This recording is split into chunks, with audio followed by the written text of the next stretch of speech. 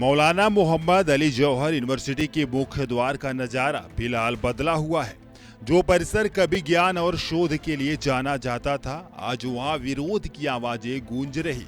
छात्रों का कहना है कि वर्ष 2006 में जब इस संस्थान की स्थापना हुई थी, तब यह ग्राम पंचायत के अधिकार क्षेत्र में था। उनका तर्क है कि आरडीए के दायरे में यह क्षेत्र बहुत बाद में आया। ऐसे में पुराने निर्माण पर ध्वस्तीकरण की कार्रवाई का कोई औचित्य नहीं बनता। छात्र इसे अपने शैक्षणिक भविष्य पर सीधा प्रहार मान रहे। छात्रों ने प्रशासन के समक्ष कई विकल्प रखे। उनका मानना है कि अगर नियमों का उल्लंघन हुआ है तो प्रशासन जुर्माना लगाकर इमारतों को नियमित करा सकता है, ना कि उन्हें ध्वस्त करा दे।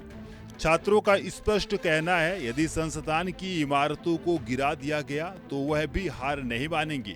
वे खुले आसमान के नीचे बैठकर अपनी पढ़ाई जारी रखेंगे।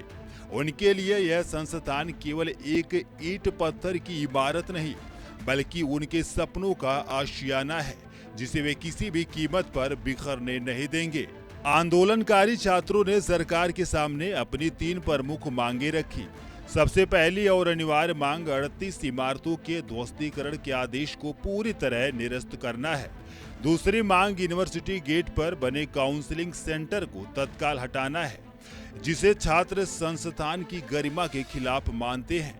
तीसरी मांग यह है कि प्रवेश सत्र के दौरान की जाने वाली इस तरह की कार्रवाई से जो डर का माहौल बना रहा, उसे खत्म किया जाए। छात्रों का आरोप है कि हर वर्ष सत्र की शुरुआत में ही ऐसी कार्रवाई की जाती है, जिससे संस्थान की छवि खराब होती है। धरने में शामिल छात्राओं का दर्द भी सामने आया। छात्रों ने सवाल उठाया कि एक तरफ बेटी बचाओ, बेटी पढ़ाओ का नारा दिया जाता है, वहीं दूसरी ओर ऐसी संस्थानों को निशाना बनाकर छात्राओं के भविष्य को संकट में डाला जा रहा।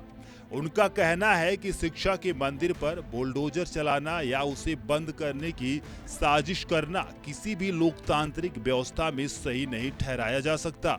सर, हमारी फर्स्ट ऑफ ऑल पहली मांग जो है हमारी यही है कि जो डेमोलिशन का जो ऑर्डर दिया गया है उसे निरस्त कर दिया जाए, क्योंकि ये जो गैर कानूनी तौर है ये सर।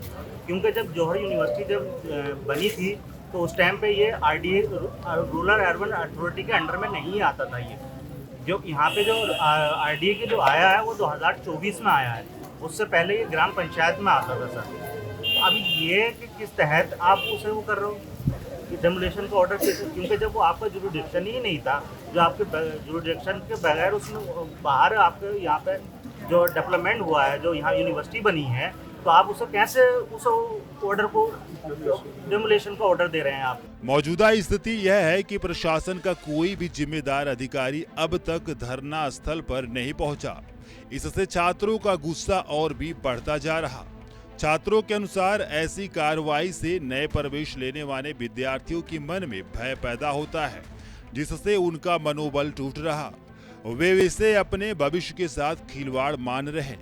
छात्र बार बार दोहरा रहे कि शांतिपूर्ण तरीके से अपना विरोध दर्ज करवा रहे, लेकिन अगर उनकी मांगों को अनदेखा किया गया तो उनका यह संघर्ष और भी तेज हो सकता है। सर, जो जौहर यूनिवर्सिटी का आप गेट देख रहे हैं, हम स्टूडेंट्स की यही पहचान है, और जब इसी पहचान को तोड़ने का, ध्वस्त करने का आदेश जारी हुआ, तो आप सोचिए कि यूनिवर्सिटी तो बाद में, आप यूनिवर्सिटी का नाम बाद में लें, पहले आपको ये कहना चाहिए था कि हम स्टूडेंट्स के जो सपने हैं वो टूट जाएंगे। मेरी गवर्नमेंट से एक ही रिक्वेस्ट है कि हमारी यूनिवर्सिटी को ना तोड़ा जाए, क्योंकि इस यूनिवर्सिटी के अंदर ना केवल रामपुर के लोकल्स के बच्चे पढ़ते हैं, बल्कि हम जैसे कई हॉस्टलर भी हैं।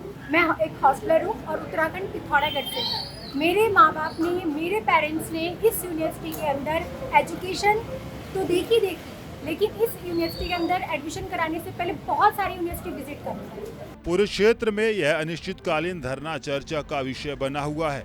भारी बारिश भी छात्रों के हौसले को डिगा नहीं पा रही। यूनिवर्सिटी गेट पर बैठे ये विद्यार्थी इस बात का इंतजार कर रहे हैं कि सरकार उनकी पुकार सुनेगी और उनके भविष्य को सुरक्षित करेगी। जब तक उनकी मांगों पर कोई ठोस आश्वासन या निर्णय नहीं लिया जाता, तब तक उन्होंने वहां से हटने से इनकार कर दिया। फिलहाल पूरा मामला प्रशासन और छात्रों के बीच एक गतिरोध की स्थिति में खड़ा है, जहां सबकी नजरें सरकार के अगले कदम पर टिकी हुई है।